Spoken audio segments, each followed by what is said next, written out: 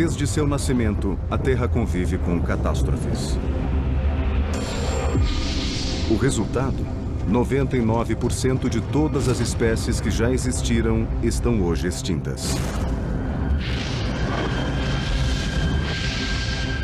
Nosso mundo foi moldado por forças enormes ao longo da história. E a intensidade destas forças não diminuiu com o tempo. Até agora, os seres humanos tiveram sorte. Ainda não passamos por uma catástrofe global. No entanto, a história revela que somos muito mais vulneráveis do que pensamos.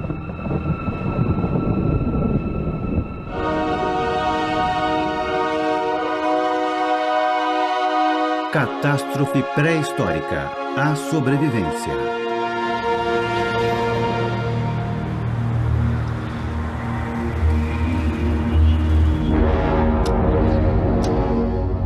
Para compreender a magnitude da história de 4 bilhões e meio de anos da Terra, vamos imaginá-la como as 24 horas de um relógio.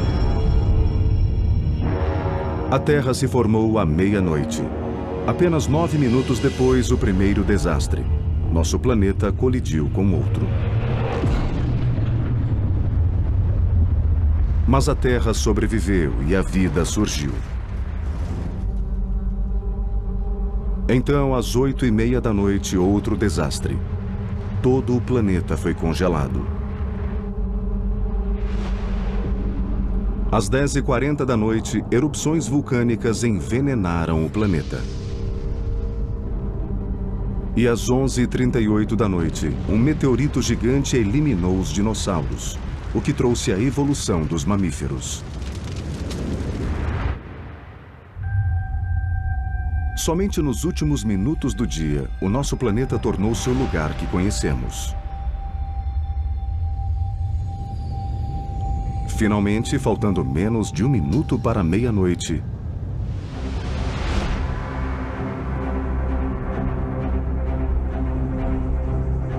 uma nova espécie iniciou sua marcha rumo à dominação global. Ela se espalhou rapidamente, adaptando-se a cada desafio. Esta nova espécie era o Homo sapiens, nós. Há 85 mil anos estávamos saindo da África. Hoje estamos em toda parte. Esta é a história do que ocorreu desde que o ser humano surgiu no planeta, e ela mostra como somos vulneráveis. Nossos antepassados enfrentaram diversas catástrofes. Foram todas diferentes, mas qualquer uma delas poderia ter interrompido o desenvolvimento da civilização humana. O primeiro desastre ocorreu na Índia há 74 mil anos. Até hoje, evidências deste evento podem ser encontradas em um lugar inesperado, dentro das nossas células. A história da raça humana está escrita em nossos genes. Eles não apenas determinam a nossa aparência, como conservam o registro de desastres antigos. Para o geneticista Stephen Oppenheimer, esta pista é crucial.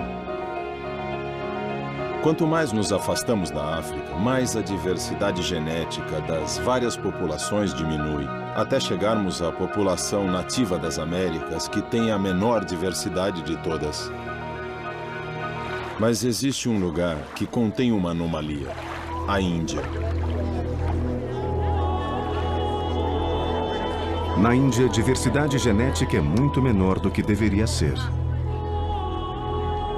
Oppenheimer acredita que algum tipo de catástrofe deve ter afetado os primeiros ocupantes da Índia. Algo tão grave que se reflete na diversidade genética de seus descendentes até hoje. O que quer que tenha sido, este desastre chegou perto de aniquilar todo o subcontinente. É difícil estimar o tamanho da redução, mas podem ter restado apenas 600 pessoas, em toda a Índia. Não se sabe o que atingiu a Índia, mas foi algo absolutamente devastador. E poderoso o bastante para aniquilar a maior parte da população. Existe, obviamente, uma catástrofe conhecida que sabemos que data do mesmo período. É a erupção de Toba.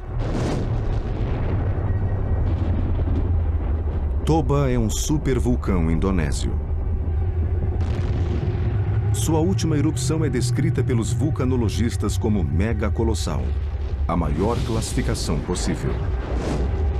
A data, 74 mil anos atrás, o mesmo período estimado para o desastre indiano. Seria apenas uma coincidência ou é esta a catástrofe que matou quase toda a população da Índia?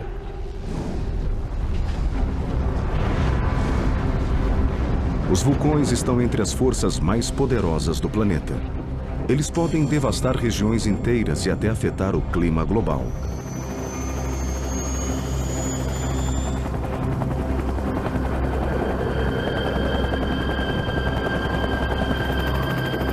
Este é o Monte Augustine, na costa do Alasca.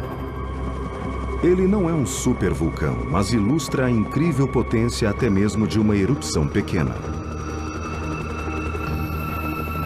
Ele entrou em atividade pela última vez em 2006. O vulcanologista John Power tem monitorado suas mudanças desde então.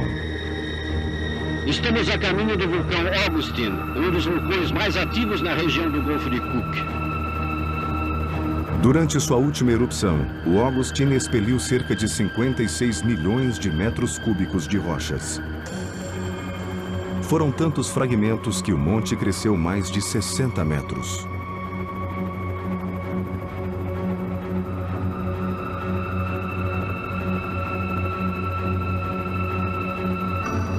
Foi uma erupção grande, mas nem tanto quando comparada à fúria que pode ser liberada por um supervulcão.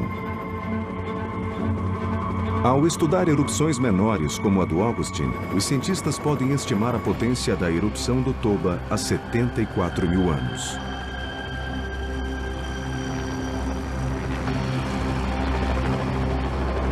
Estamos na ilha Augustine, que é o lar do vulcão Augustine aqui atrás.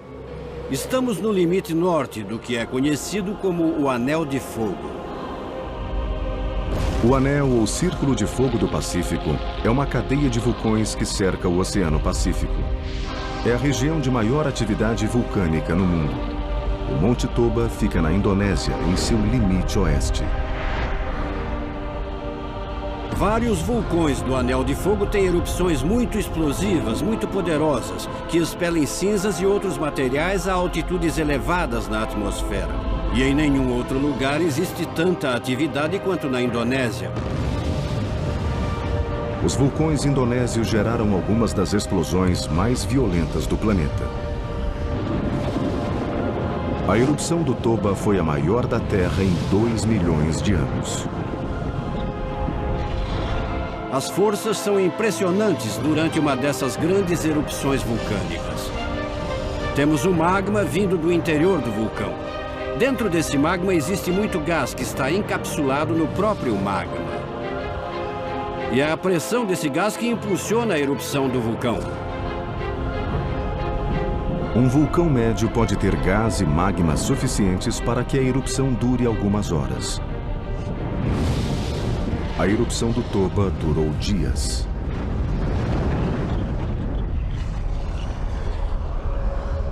Embora estas erupções sejam raras, os vulcões que as causam não são. 47 supervulcões foram descobertos em todo o mundo.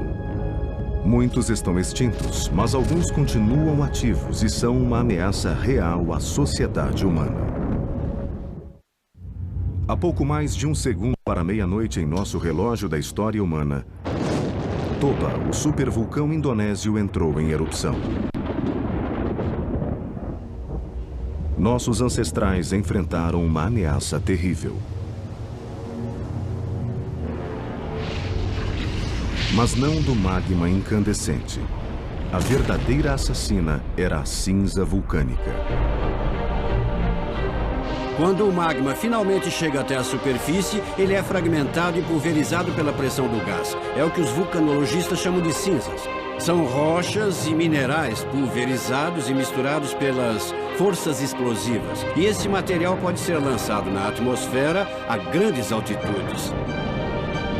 Acredita-se que a nuvem de erupção do Toba tenha chegado ao limite do espaço. Estas imagens de um vulcão russo chamado Monte Klitschevskoy, gravadas por um ônibus espacial, mostram a altura que as cinzas podem atingir. Mas para o Toba, há 74 mil anos, este foi apenas o começo. Quando os gases e a rocha pulverizada se levantam, eles estão muito quentes, a 1100 graus Celsius, e no começo eles são sustentados pelo próprio calor. Quando esfriam, ficam pesados demais para a atmosfera e deslizam pelas encostas do vulcão. Isso gera um fenômeno muito perigoso que nós chamamos de fluxo piroclástico.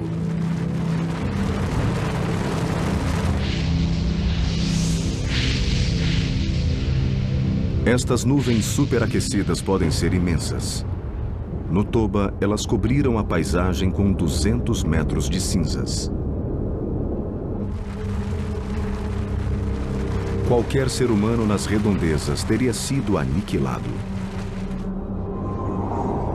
E mesmo aqueles fora da zona de perigo inicial não estariam a salvo. As cinzas vulcânicas do Toba percorreram milhares de quilômetros. Na verdade, houve uma produção gigantesca de cinzas. Essas cinzas foram para o noroeste, através do Oceano Índico e cobriram a Índia. Mais de 32 milhões de quilômetros quadrados da superfície terrestre foram cobertos por cinzas. Qualquer pessoa que morasse nesta área morreria de fome.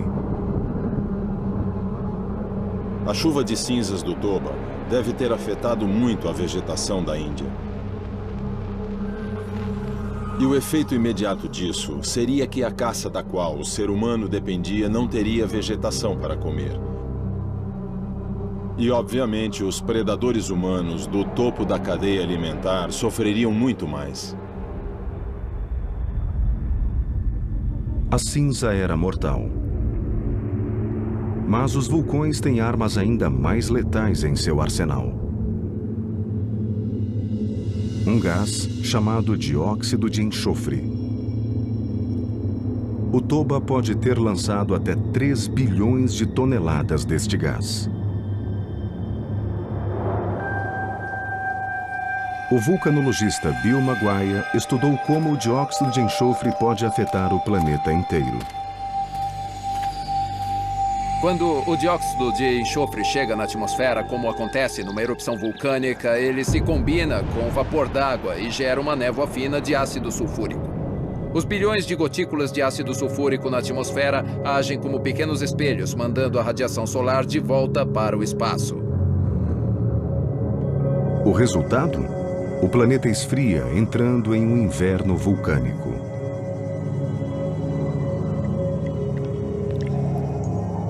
Há um debate sobre a queda de temperatura causada pelo Toba, mas na pior das hipóteses, ele pode ter reduzido a temperatura global em 5 ou 6 graus Celsius por um período de vários anos.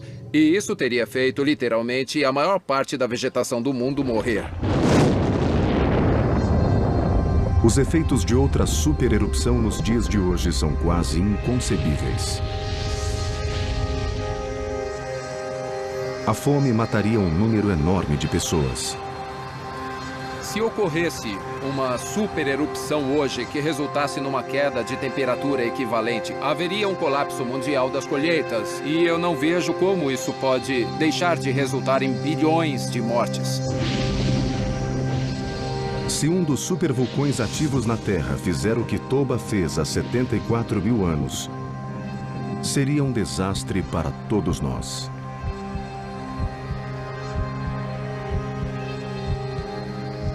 As supererupções parecem acontecer a cada 50 mil anos em média. Mas, obviamente, a Terra não segue um cronograma. Então não fazemos ideia de quando a próxima vai acontecer. O Toba exterminou um grande número de pessoas na Índia. Mas há 21 mil anos, os sobreviventes enfrentaram outra ameaça. Desta vez, algo que afetou todo o planeta. Um congelamento global.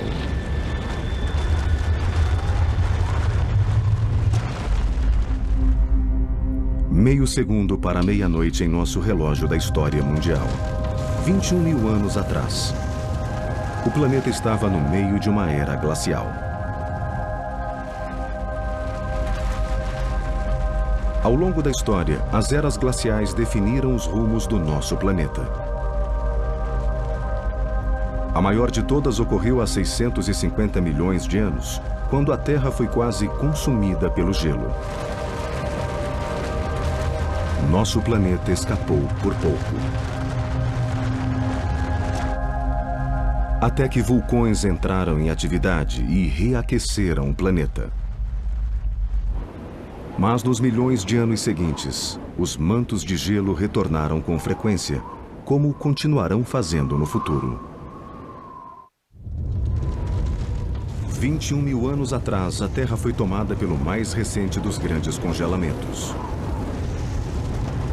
Geleiras avançaram gradualmente através do hemisfério norte. Para nossos ancestrais, não havia escapatória.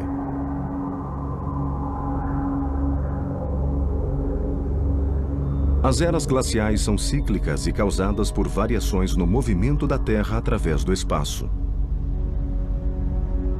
Às vezes, a Terra se afasta do Sol. O planeta esfria e as calotas polares se expandem. As geleiras da última era glacial atingiram seu limite sul há 20 mil anos, um período conhecido como último máximo glacial. O último máximo glacial na Europa não podia ter sido pior. Isso significa que um manto de gelo com 5 quilômetros de espessura cobriu metade da Inglaterra. E em volta dessa calota polar ao sul, havia um deserto polar que não tinha gelo, mas também não tinha vegetação ou pessoas. Para os nossos ancestrais, era migrar ou morrer. Eles não retornaram até o início do grande degelo, cerca de 7 mil anos depois. E quando as geleiras recuaram, tudo mudou. Livre das garras do gelo, a civilização estava finalmente pronta para começar.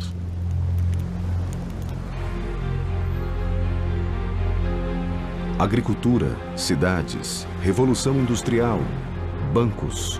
Bom, você já entendeu. O fim da era glacial tornou tudo isso possível. Mas a ironia é que tudo é tão complexo que estaríamos indefesos se as geleiras avançassem novamente. E se existe uma certeza, é a de que um dia o gelo retornará.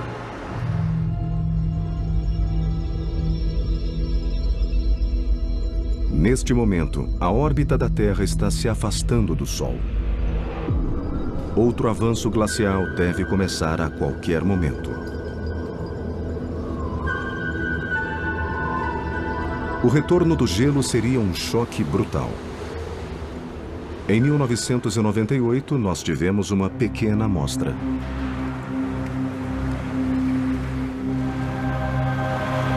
Uma nevasca atingiu a cidade de Montreal, no Canadá. Condições meteorológicas atípicas geraram um acúmulo incontrolável de gelo. 1000 torres elétricas cederam sob o próprio peso.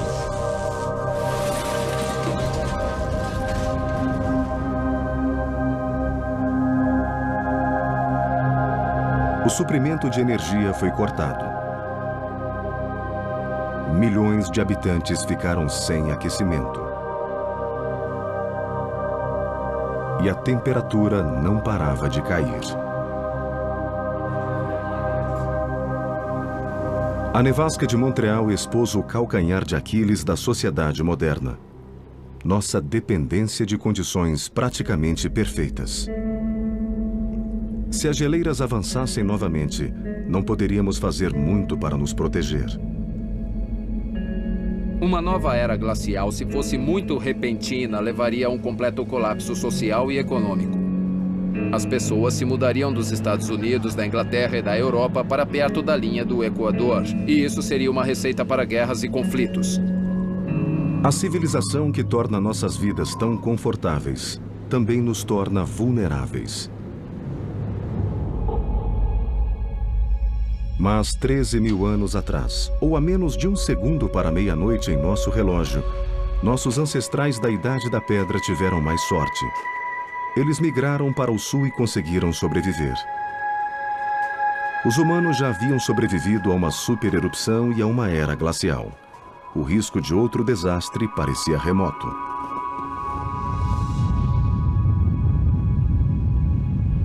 Mas, infelizmente, não era.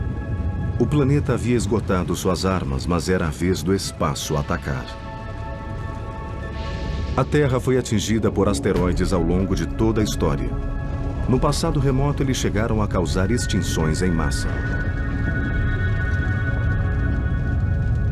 Agora, os cientistas estão começando a se perguntar se os humanos também foram atingidos por uma catástrofe cósmica.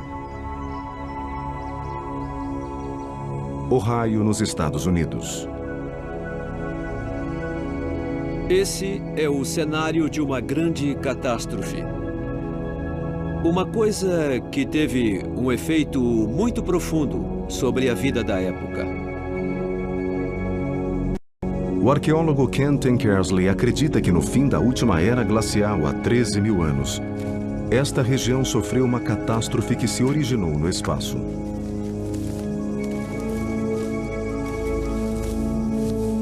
Hoje em dia, Ohio é tomado por fazendas, mas ainda resta uma pequena área pantanosa. Ela não mudou nada nos últimos 13.000 anos, com uma pequena exceção.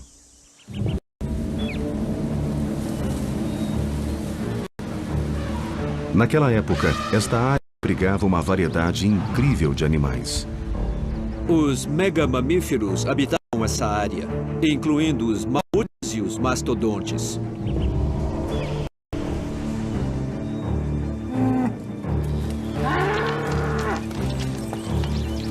Estes megamamíferos eram uma fonte de alimento para o principal predador do continente, o ser humano. Nós chamamos o povo que morava aqui de Clovis. Eles eram caçadores-coletores da Idade da Pedra. Eles caçavam animais selvagens, coletavam vegetais comestíveis e viviam em grandes famílias.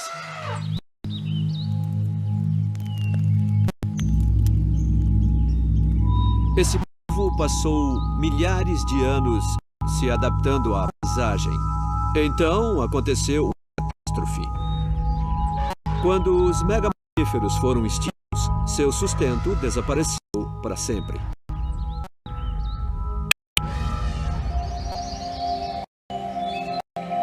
As pistas sobre a causa desta catástrofe estão 10 metros abaixo do solo. Esta é a caverna Sheraton. É uma cápsula do tempo natural. Seus segredos podem desvendar o mistério dos megamamíferos desaparecidos. O trabalho de Tankers na caverna revelou uma quantidade impressionante de artefatos arqueológicos, todos datando da época do desastre. É uma longa descida até o fundo da caverna. Jornada rumo ao fundo. Escavações recentes mostraram uma camada vermelha fosca que marca o momento exato em que os megamamíferos desapareceram do registro fóssil. Ela é conhecida como camada Clovis. Aqui é a camada Clovis. Ela é uma camada muito distinta aqui na caverna. Abaixo dela, temos fósseis de megamamíferos. Acima dela, não há mais megamamíferos. Ela representa literalmente o evento da extinção. Podemos encontrar a mesma coisa em 20 outros sítios espalhados pela América. A camada de sedimentos marca o momento exato em que os megamamíferos desapareceram. Uma das coisas que me intrigam a respeito desse período e a respeito desse sítio é que não temos uma resposta clara quanto ao evento que causou a extinção dos megamamíferos. A caça excessiva ou a ação dos humanos não está se encaixando. E analisando as outras eras glaciares que vieram antes, esses megamamíferos não tinham sido extintos. Então, por que agora? E por que aqui? É uma das questões mais intrigantes que eu já encontrei. A escavação continua. Mesmo após uma década, eles continuam encontrando ossos. Veja, embora este osso pareça novo, ele tem 13 mil anos. Ele data do evento de extinção. E sugere uma morte violenta. O mais empolgante a respeito desse espécime são as evidências claras de queimadura, literalmente um escurecimento. Esta é a tíbia de uma criatura extinta parecida com um porco, do tamanho de um javali selvagem moderno. Para conseguir queimar desse jeito a carne de um animal do tamanho de um javali selvagem, teria que ser uma temperatura entre 300 e 600 graus. Esse animal, com certeza, não foi assado numa fogueira. O animal foi incinerado, assim como toda a paisagem.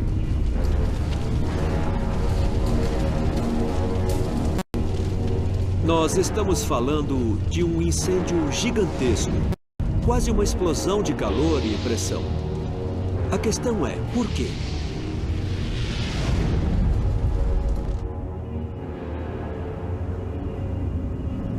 Treze mil anos atrás, um desastre atingiu a América. Os megamamíferos foram aniquilados e as pessoas que os caçavam perderam seu sustento.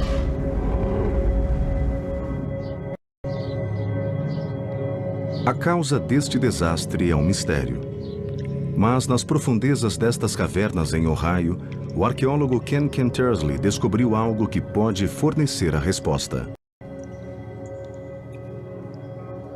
A camada Clovis, definida por essa cor alaranjada forte. A grande questão é o que dá esse tom vermelho. Uma das possibilidades é o ferro.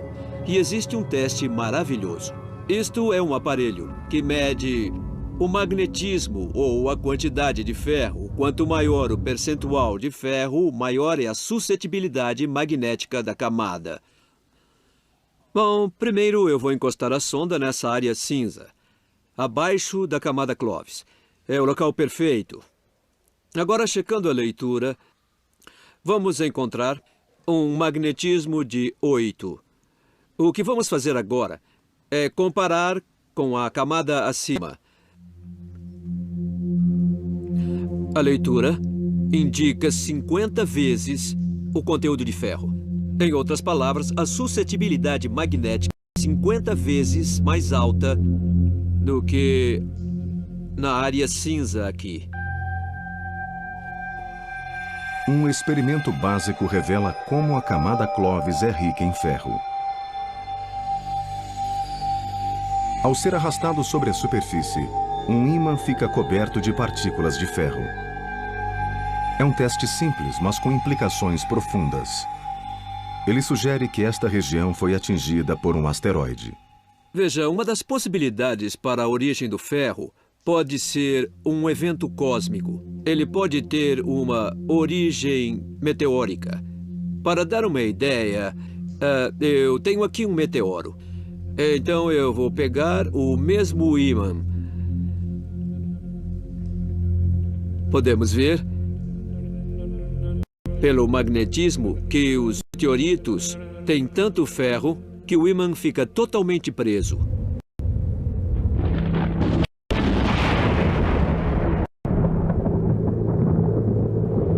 Isso sugere que houve algum tipo de explosão catastrófica, que além de depositar ferro meteórico na Terra, também elevou a temperatura e a pressão. A queda de um meteoro representou o fim para os megamamíferos. Eles não conseguiram se adaptar às condições criadas pelo desastre. Mas os humanos conseguiram e os sobreviventes se desenvolveram. É uma teoria polêmica. Mas não seria a primeira vez que a morte veio do espaço. Há 65 milhões de anos, um asteroide aniquilou os dinossauros, deixando como evidência uma cratera gigantesca.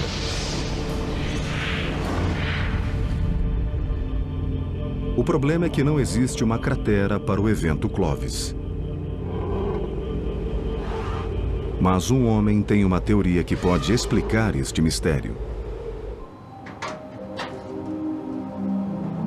O geólogo planetário Peter Schultz está neste centro de pesquisa da NASA, na Califórnia, para conduzir um experimento com este canhão gigantesco.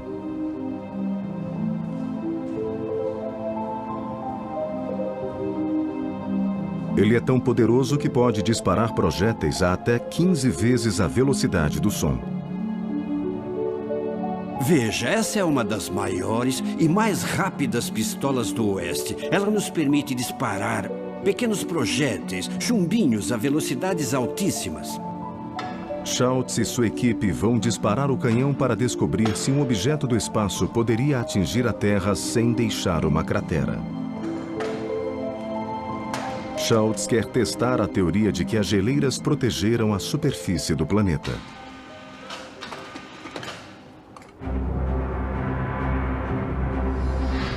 Durante a Era Clovis, boa parte da América do Norte estava coberta por um enorme manto de gelo com 1,5 km de espessura, um vestígio da última era glacial. Schultz espera que um experimento em escala reduzida mostre se as geleiras podem ter impedido que um asteroide deixasse uma cratera no leito rochoso. A pergunta que queremos responder é: o gelo é capaz de proteger a crosta terrestre? Este é o nosso projétil. Ele só tem 1/8 de polegada, cerca de 3 milímetros, e vamos dispará-lo a uma velocidade de 5 km por segundo. A equipe prepara o canhão para o disparo. Diversas câmeras de alta velocidade gravarão o impacto para análise posterior. Dentro da câmara de impacto, Schultz prepara o alvo. A areia vermelha representa a superfície da Terra. Isso vai dar um pouco de cor, pelo menos à camada superficial. E assim vamos poder saber se o projétil rompeu a superfície ou não. Então temos areia solta por baixo e uma camada vermelha por cima. No primeiro experimento, vamos disparar contra o alvo do jeito que ele está aqui. No outro, vamos adicionar uma camada fina de gelo. E a ideia é ver se o gelo vai agir como um colete à prova de balas. Agora é só dar o tiro. Vamos ver o que acontece.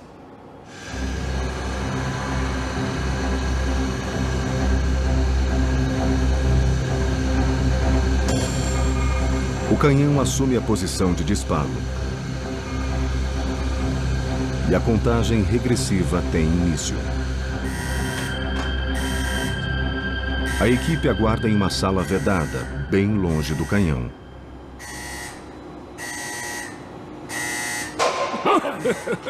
Uau! Fez um belo estrago. Foi bem forte. Vamos reduzir a velocidade e conferir em câmera lenta. Cabum! Esse é o momento do impacto, com o rastro do disparo e o material sendo deslocado a uma velocidade altíssima.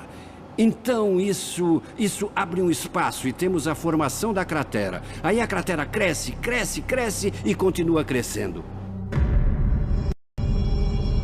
A imagem em câmera lenta mostra um impacto devastador sobre a superfície exposta da areia.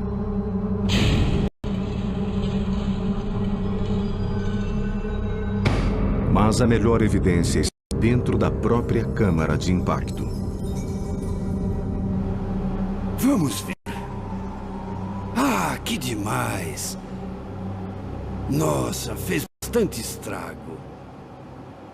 Isso foi um impacto de bom tamanho.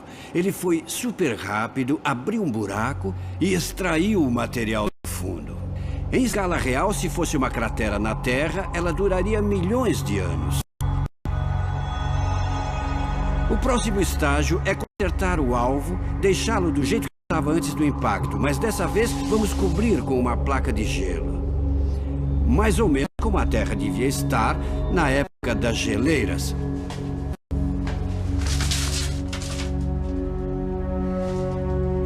Agora temos gelo em cima do alvo. E o que queremos saber é se o gelo vai isolar ou proteger a camada subjacente do impacto.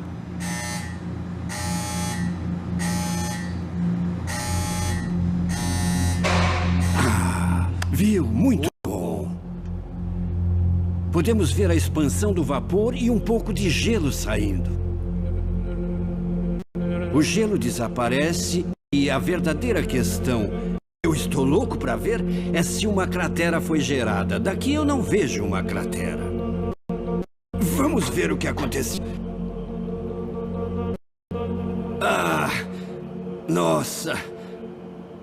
É incrível. O gelo estava aqui e ele realmente protegeu o alvo. Isso aqui é só areia solta. Com o tempo, esse gelo desaparece, ele derrete. E tudo o que resta é uma cratera pequena. Se isso fosse a Terra, a explosão a faria sumir. Então, quando o gelo desaparece, não sobra nada. Esse é o crime perfeito.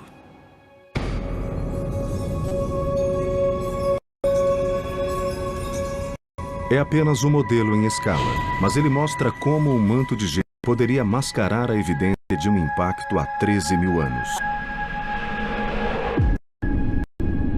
Talvez os megamamíferos tenham sido erradicados por uma catástrofe cósmica.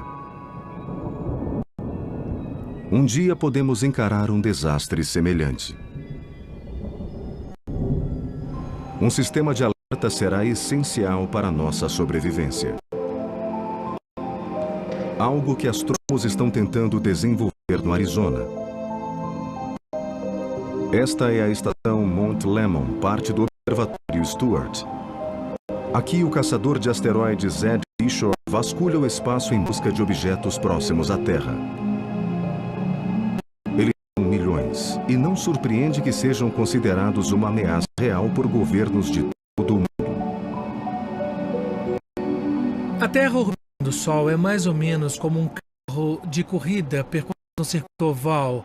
A colisão com um objeto seria como se outro carro saísse do pit stop na frente do nosso carro, representando uma ameaça imediata de impacto. Obviamente, as consequências seriam devastadoras. Todas as noites, a equipe de Bishop fotografa os céus à procura de qualquer coisa que se mova.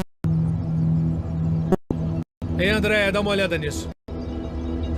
É bem... É bem brilhante, com magnitude de 19 e está em alta velocidade. Vamos checar se é conhecido. É. Ele não foi identificado. Este objeto é novo.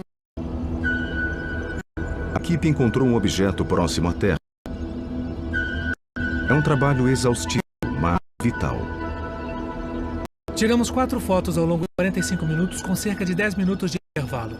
Aqui podemos ver 4 imagens sendo mostradas em sequência. Nosso computador registra as imagens de uma forma que as estrelas não se mexem, mas qualquer objeto que esteja se movendo no céu é revelado como o objeto que vemos aqui. Felizmente, este objeto próximo à Terra é provavelmente inofensivo.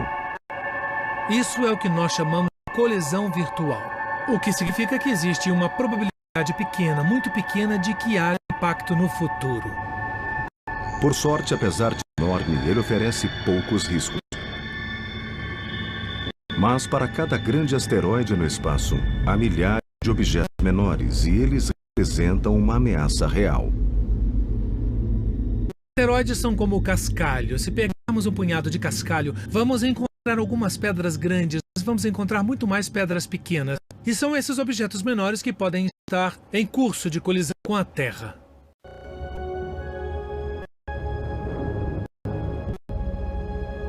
Esta é uma cratera deixada por um meteoro no Arizona. Há 50 mil anos, este impacto devastou centenas de quilômetros quadrados. E o asteroide responsável tinha apenas 45 metros de diâmetro. Mas os cientistas russos descobriram objetos muito menores do que este podem ser letais. Estas imagens registram uma expedição científica à remota região de Tunguska, na Sibéria. Essa equipe foi enviada para investigar relatos de uma grande explosão na área em 1908. O que eles descobriram chocou o mundo científico. A floresta foi devastada. Árvores caídas se espalhavam a partir de um ponto central por centenas de quilômetros. Só podia haver uma causa possível: um asteroide explodindo com a potência de uma bomba nuclear. Seu tamanho estimado, cerca de 9 metros de diâmetro.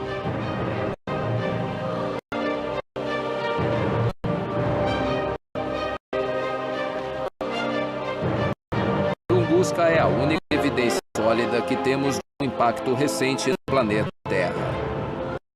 Olhando para ela, podemos dizer que é bem assustador. Se existisse uma cidade naquele lugar, ela teria desaparecido. Se pegarmos a área que foi destruída e a sobrepormos a Londres, por exemplo, praticamente toda a grande Londres teria sido aniquilada. Projéteis como o de Tunguska atingem a Terra em média uma vez a cada século. Felizmente, as chances de uma cidade ser atingida são pequenas.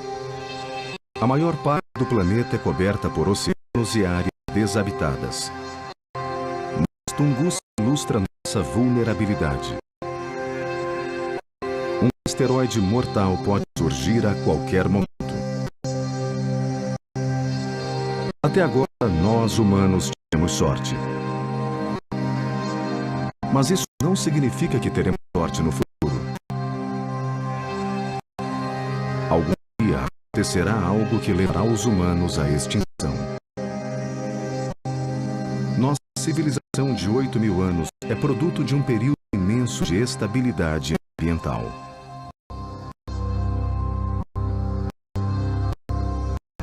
Os seres humanos já enfrentaram catástrofes, mas não em escala global. Se fosse o caso, nós não estaríamos aqui hoje.